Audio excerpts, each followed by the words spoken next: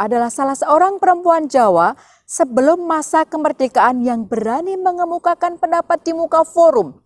Ia tak gentar mengkritik Soekarno.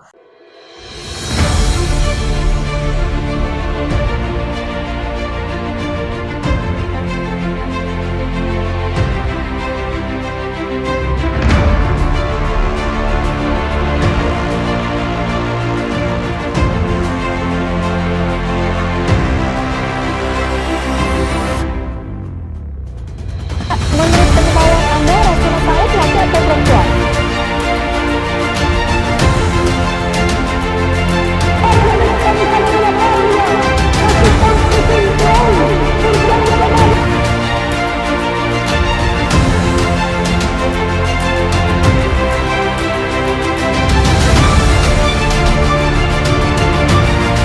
Maka calon Aram yang memang katanya jahat tadi marah.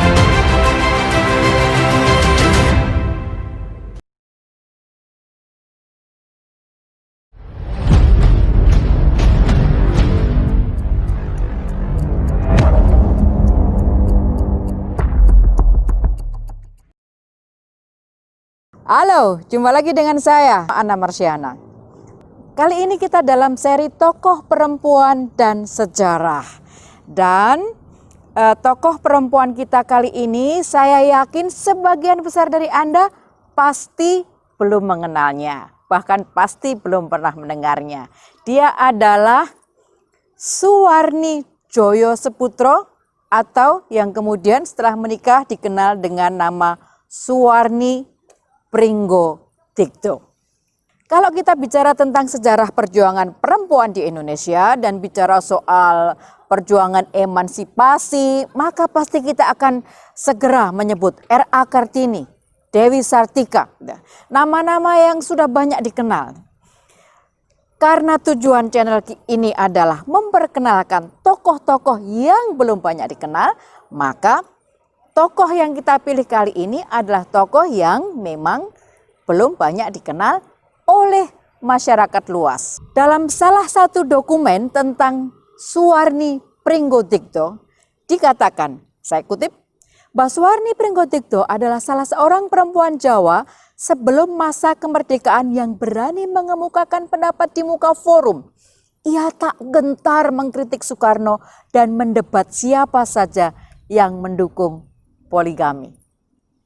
Ketika membaca tentang kisah Suwarni dan pergulatan perjuangannya dalam pergerakan perempuan, pergerakan feminis di Indonesia, saya tidak tahan untuk tidak segera menceritakan kepada Anda. Kenapa? Saya merasa menemukan diri saya di sosok Suwarni muda ini. Dan saya membayangkan pada tahun 1030-an, Suwarni ini udah berani bicara di depan forum menentang Soekarno yang dikagumi oleh banyak orang. Saya betul-betul excited gitu ya, gila ini. Bagaimana mungkin tokoh ini tidak banyak dikenal oleh sejarah, tidak diajarkan, tidak ditemukan dalam buku sejarah dan diajarkan kepada anak-anak di sekolah SD, SMP. Diceritakan dalam sebuah rapat pemuda Indonesia tahun 1927 di Bandung, suasana tiba-tiba memanas. Karena diceritakan rapat ini dipimpin oleh Sultan Syahrir, dan dalam rapat ini diceritakan Bung Karno itu sedang berpidato membakar semangat para pemuda yang pada waktu itu berkumpul di Bandung. Nah, Suwarni hadir di rapat itu mewakili organisasi yang dikenal sebagai organisasi Putri Indonesia. Tapi ini bukan Putri Indonesia yang sekarang setiap tahun melakukan pemilihan Putri Indonesia. Ini bukan Putri Indonesia yang itu. Ini Putri Indonesia yang sama sekali berbeda. Yang sangat kental dengan gerakan kesetaraan perempuan, gerakan perjuangan kemerdekaan, gerakan yang sangat politis.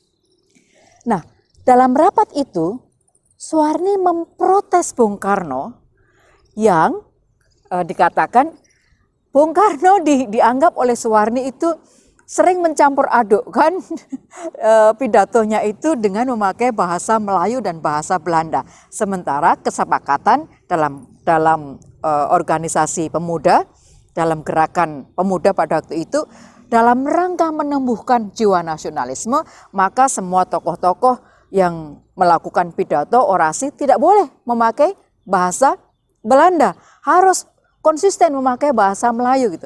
Nah rupanya Bung Karno sering mencampur adukkan. Nah Suwarni memprotesnya di depan forum gitu ya. Juga Suwarni memprotes Bung Karno karena menurut Suwarni Bung Karno selain mencampur adukkan bahasa Belanda dengan bahasa Melayu tadi, Bung Karno juga terlalu memuji-muji partai yang baru saja berdiri. Waktu itu adalah PNI gitu ya. Umurnya aja baru seumur jagung, belum terbukti tapi udah dibesar-besarkan oleh Bung Karno. Dan menurut Suwarni itu nggak fair gitu ya. Dikisahkan oleh Burhanuddin dalam bukunya Mengenang Syahrir tahun 2010, itu katanya Bung Karno sempat kehilangan kata-kata karena tidak menyangka seorang perempuan muda, waktu itu Suwarni baru berumur 17 tahun, perempuan muda yang bernama Suwarni ini mengkritik Bung Karno secara terbuka di depan forum. Kaget, kehilangan kata-kata, dan kemudian membuat Bung Karno marah dan gusar, sehingga ditulis oleh Burhanuddin, Bung Karno menggertak Suwarni muda dalam bahasa Belanda. Rapat pun diceritakan kemudian hening, tidak menyangka bahwa Bung Karno begitu gusar dan marah.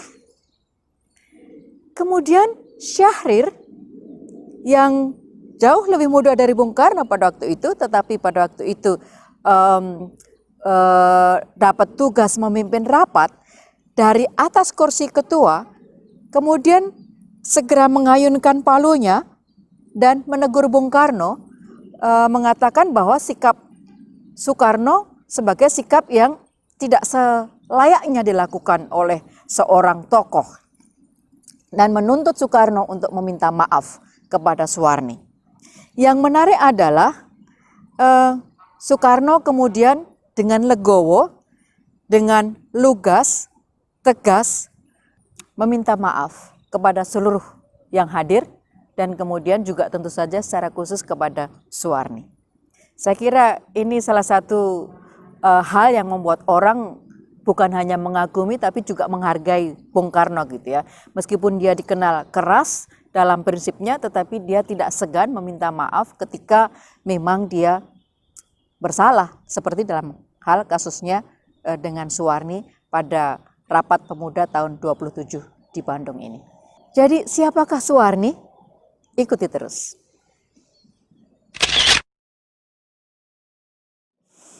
Suwarni lahir tahun 1910 dari keluarga yang bisa dibilang sederhana, tapi juga terhormat gitu.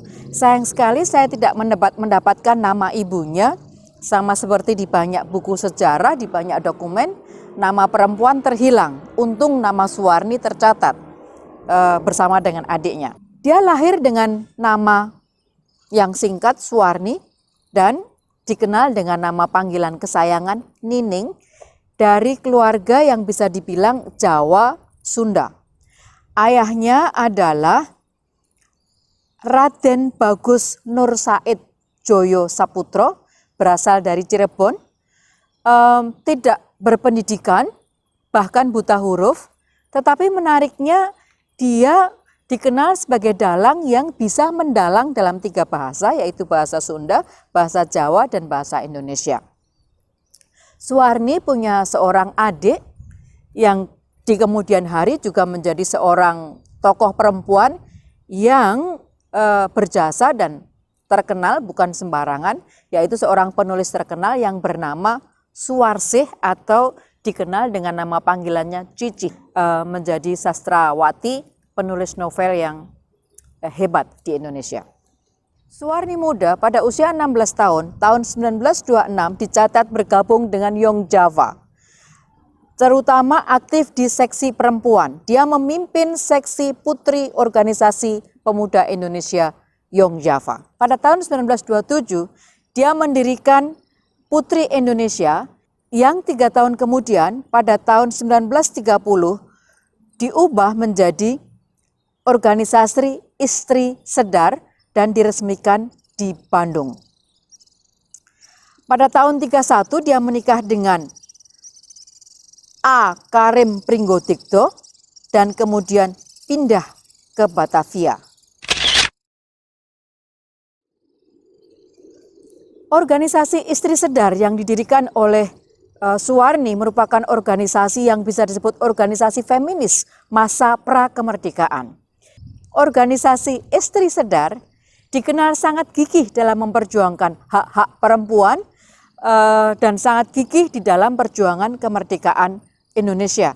Istri Sedar membentuk 3 komisi dalam organisasi untuk mengatasi masalah sosial yang dialami oleh perempuan. Ketiga komisi itu adalah Komisi Besar untuk Kursus, kemudian Komisi Besar untuk Sekolah, dan Komisi Besar untuk Penyelidikan Pekerjaan Perempuan Indonesia. Melalui Komisi Besar Kursus dan Sekolah, Istri Sedar memajukan pendidikan nasional bagi anak dan kaum perempuan melalui pendidikan sekolah dan pemberantasan buta huruf, serta pelajaran mengenai pengetahuan umum. Komisi Besar untuk Kursus memberikan pengajaran pada setiap cabang Istri Sedar dengan materi kursus bahasa Belanda, kemampuan membaca, menyulam, menjahit, dan keterampilan lainnya. Buruh perempuan juga menjadi perhatian Istri Sedar melalui Komisi Besar untuk Penyelidikan Pekerjaan Perempuan Indonesia. Pada tahun 27 tahun 30-an mereka sudah bicara soal hak-hak buruh di negeri ini. Bayangkan pada hari ini masih banyak loh buruh perempuan yang mendapatkan gaji lebih rendah dari gaji buruh laki-laki untuk posisi yang sama. Betapa setback atau kemunduran yang jauh dibanding perjuangan yang sudah dilakukan oleh Istri Sedar pada tahun 1930-an. Gila kan? Setelah sekian puluh tahun kemudian. Istri Sedar juga dikenal aktif mendorong perempuan-perempuan untuk menulis yang kemudian tulisan-tulisan mereka itu diterbitkan di majalah Sedar. Banyak tulisan yang sifatnya itu kalau kita baca ulang pada tahun 2020 ini terdengar sangat progresif. Tapi kita cukupi dulu pembahasan tentang Istri Sedar sampai di sini dulu. Kita akan bahas di edisi yang lain secara khusus. Kita kembali kepada tokoh kita yaitu Suwarni Pringgotikdo yang merupakan pendiri sekaligus pemimpin pertama dari organisasi Istri Sedar.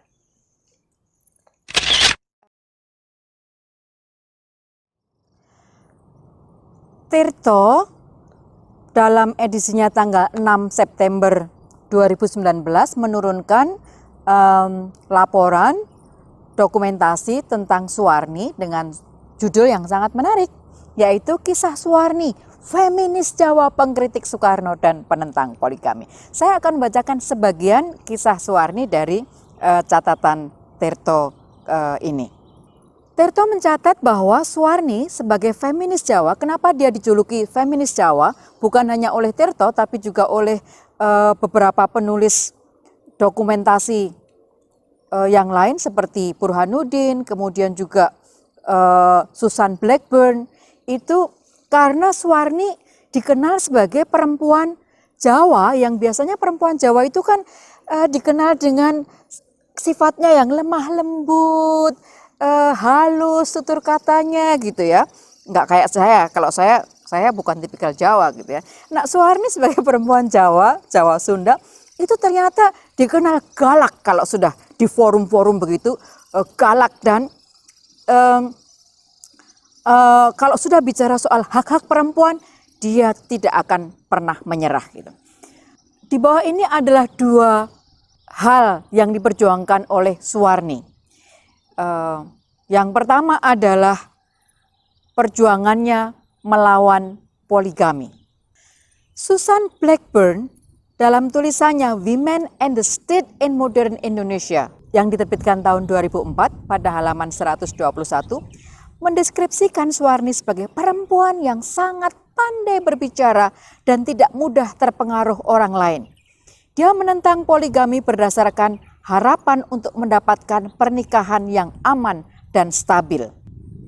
Sementara Cora Fredder-Stuir dalam Sejarah Pencapaian Indonesia yang diterbitkan tahun 2008 halaman 168 mencatat tulisan-tulisan pertama Suwarni dengan lugas menunjukkan keresahan dan keberatannya terhadap hasil Kongres Aisyah pada Maret 1932.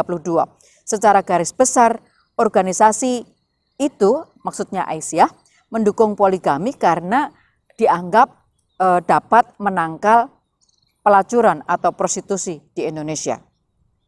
Majalah Historia dalam terbitannya bulan Januari tahun 2019 kemarin melaporkan tentang sebuah kericuhan yang terjadi pada Kongres Perempuan Indonesia atau KPI yang kedua di Batavia atau Jakarta pada bulan Juli 1935. Kericuhan yang dilaporkan oleh majalah Historia ini adalah kericuhan yang dipicu oleh silang pendapat antara pihak yang pro poligini. Poligini adalah poligami laki-laki dengan banyak istri. Ya, sementara poliandri adalah poligami istri perempuan dengan lebih dari satu suami gitu ya.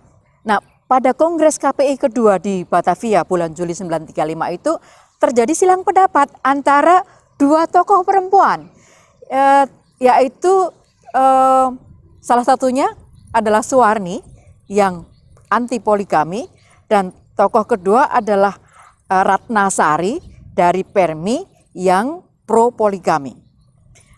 Diceritakan, dikutip oleh Historia, Maria Ulfah mengatakan, wah itu ramai sekali, istri Sedar kan fanatik menentang poligini dan baru belakangan ikut kongres gitu ya. Ratnasari yang merupakan wakil dari perempuan sayap Permi atau Persatuan Muslim Indonesia menjadi pembicara dalam kongres tersebut. Nah, dalam pidatonya Ratnasari diceritakan sangat berapi-api mengatakan bahwa kita harus mendukung poligini atau poligami. Kenapa? Karena poligini diyakini bisa mengurangi praktek pelacuran di Indonesia. Dengan poligini, maka kedudukan perempuan dalam hukum perkawinan Islam menjadi lebih terhormat. Ratna ditulis oleh Gadis Rashid dalam Maria Ulfa Pembela Kaumnya, seolah-olah mendukung poligini dan menganjurkan perempuan untuk menerimanya sebagai sesuatu yang wajar dan bahkan baik. Nah, pidato Ratna kemudian diceritakan membuat panas suasana kongres gitu ya. Suwarni yang kemudian tampil belakangan setelah Ratna sebagai pemimpin istri Sedar dan wakil pemimpin kongres marah karena menurut dia isi ceramah Ratna dianggap bertentangan dengan prinsip dari kongres dan terutama prinsip dari istri Sedar. Apalagi istri Sedar pada mulanya enggan bergabung dengan KPI lantaran terlalu beragamnya pandangan yang ada di KPI begitu ya. Tapi kemudian ketika dia mau bergabung, lah kok ada pidato dari pembicara yang pro poligini tadi. Maka ketika Suwarni mendapatkan gilirannya untuk berbicara, dia langsung mendapat pernyataan Ratna. Saya mengutip yang ditulis oleh Historia. Suwarni mengatakan, kaum laki-laki itu tindak tanduknya seperti ayam jago. Kata Suwarni menggambarkan perilaku laki-laki yang digambarkan sering gonta-ganti pasangan gitu ya. Nah, ucapannya itu Historia melaporkan membuat para lelaki yang juga hadir di kongres itu kemudian serentak membuat teriakan kukuruyuk begitu ya. Dilaporkan bahwa setiap kali Suwarni mengucapkan kata ayam jago, maka para laki-laki menyambut kukuruyuk gitu. ayam jago kukuruyuk, ayam jago kukuruyuk, sehingga bisa dibayangkan kemudian suasana kongres menjadi riuh rendah gitu ya. Para perempuan peserta kongres tertawa, tidak bisa menahan tawa, sementara Suwarni kemudian menjadi marah. Dia marah karena para laki-laki ketika mengucapkan kukuruyuk itu sambil dengan nada tertawa mentertawakan pidato Suwarni. Maka Suwarni marah, dia merasa diledek dan tidak terima. Nah di akhir pidato Suwarni menyatakan kalau seperti ini istri Sedar keluar dari Kongres Perempuan Indonesia. Dicatat bahwa pemimpin Kongres Sri Wulandari kemudian berusaha menenangkan peserta yang sudah terlanjur panas dan Kongres yang sudah terlanjur ricuh, dan mencoba bersikap bijak dengan memutuskan bahwa isu poligini ini tidak lagi dibahas dan tidak akan menjadi keputusan di dalam Kongres. Maka kemudian Kongres bisa dilanjutkan. Menurut Susan Blackburn, pikiran-pikiran Suwarni merupakan pikiran-pikiran feminis yang sangat maju, dianggap sangat maju bahkan untuk ukuran feminis barat pada waktu itu gitu ya. Bayangkan pada tahun 1930-an Suwarni dikutip oleh Susan Blackburn mengatakan begini, bahwa pernikahan itu seharusnya menyenangkan kedua belah pihak, baik istri maupun suami. Pernikahan tidak boleh hanya menyenangkan pihak suami gitu. Dan sebaliknya istri justru kemudian was-was dan tidak tenang di dalam menjalani pernikahannya. Yang menurut Susan Blackburn ini sangat dipengaruhi oleh gagasan sufragis Eropa pada abad ke-20 seperti misalnya gagasan Emmeline Pankhurst dan Aleta Jacobs.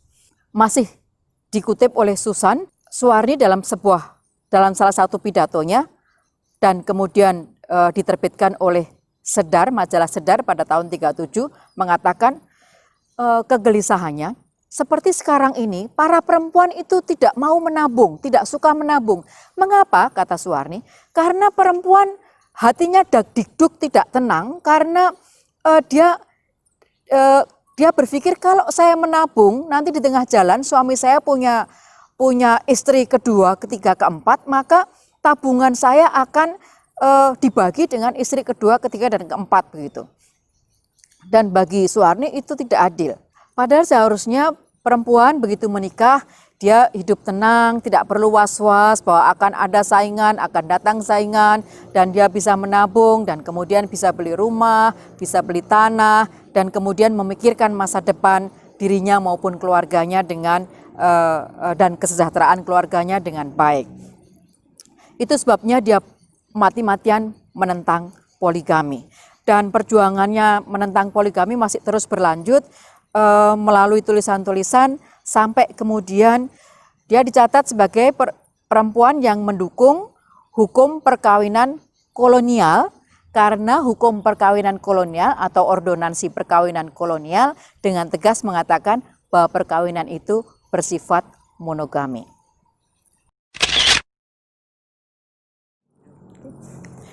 Bisa dibayangkan bahwa orang seperti Suwarni tidak disukai oleh banyak orang. Kelompok tradisionalis menganggap Suwarni melampaui zamannya. Dia dianggap terlalu modern dan dikatakan gerakannya itu dan prinsip-prinsipnya itu tidak jawani gitu ya.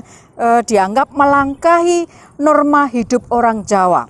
Kelompok tradisionalis cenderung menunjukkan sikap permusuhan lantaran kedekatan istri Sedar dengan pemikiran Barat, dianggap terlalu kebarat-baratan. Sebagai penutup, Suwarni tidak pernah menyerah dan dia dicatat dia berhasil memperjuangkan proyek ordonansi perkawinan pemerintah kolonial dan melahirkan yang namanya Biro Konsultasi Masalah Perkawinan. Pada tahun 1945, Suwarni menjadi perempuan pertama dan satu-satunya yang diangkat menjadi anggota Dewan Pertimbangan Agung.